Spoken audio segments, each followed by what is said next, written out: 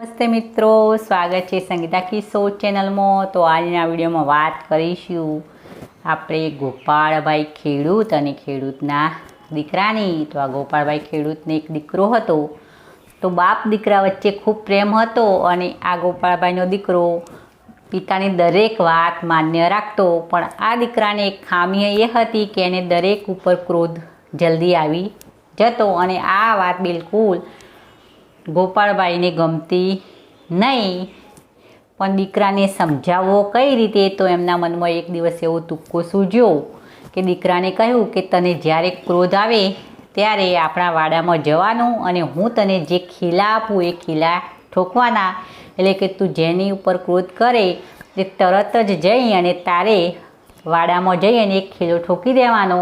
તો દીકરાએ વાત માન્ય રાખી અને બીજા દિવસે એ છોકરાએ 50 ખીલા વાડામાં ઠોકી દીધા। એટલે કે એક દિવસમાં એણે 50 વાર ક્રોધ કર્યો। પછી 2-3 દિવસે એમને એમ ચાલ્યું અને ધીરે ધીરે આ છોકરાને આ કામ કાઠું લાગવા લાગ્યું કે ક્રોધ કરવો અને એક ખીલો ઠોકવો એના કરતાં તો ક્રોધ ઓછો કરવો સારું। એમ ધીરે ધીરે ખીલાની સંખ્યા ઓછી થવા લાગી અને એક દિવસ એવો આવ્યો કે બિલકુલ એ છોકરો શાંત રહેવા લાગ્યો, એટલે કે ખીલા ઠોકવાનું પણ બંધ કર્યું। તો આની ખબર ગોપાળભાઈને પડી, તો પછી એમ નક્કી કર્યું કે જે દિવસે બિલકુલ ક્રોધ કરે નહીં એ દિવસે એ રીતે ખીલા કાઢતા રહેવાનું। એમ ધીરે ધીરે વાડામાંથી બધા ખીલા પાછા નીકળી ગયા અને ગોપાળભાઈએ વાડામાં જઈ અને આ છોકરાને સમજાવ્યું કે તે ખીલા માર્યા અને ખીલા કાઢ્યા, પણ વાડામાં ખીલા તો નીકળી ગયા પણ ખીલા માર્યા હતા એ જગ્યાએ કાઢવાથી જે ખાડા પડ્યા એ ખાડાના કારણે વાડો પહેલાં જેવો રહેવાનો નહીં, એટલે કે પહેલાં જેવો સરસ વાડો હતો એવો હવે રહેવાનો નહીં।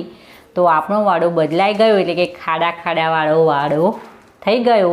તો મિત્રો, આ વાર્તા ઉપરથી આપણને એ શીખ મળે, જ્યારે પણ કોઈના ઉપર ક્રોધ એટલે કે ગુસ્સો કરીએ અને જેમ તેમ બોલી નાખીએ એ સમયે તો આપણે ક્રોધમાં બોલી નાખીએ, પણ પછી સામેવાળાને આ ઉપર જે અસર થાય એ કાયમી રહેવાની, કારણ આપણા શબ્દો બોલાયેલા પાછા લઈ શકવાના નહીં અને એના કારણે શબ્દોની અસર સામેવાળા ઉપર થવાની, આપણા સંબંધો ઓછા થવાના અને ક્રોધના કારણે આપણા મગજને પણ અસર થવાની અને આપણા શરીરને પણ અસર થવાની।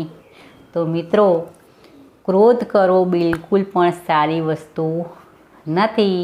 તો મિત્રો, વિડીયો પસંદ આવે તો એક લાઈક અવશ્ય કરું, બીજાની સાથે શેર પણ કરો અને આવી અવનવી મોટિવેશન વાર્તા સાંભળવા મારી આ ચેનલ સંગીતા કિશોરને જરૂરથી સબસ્ક્રાઈબ કરી ફરી મળીશું નવા કોઈ વિડીયોમાં નવી વાર્તા સાથે।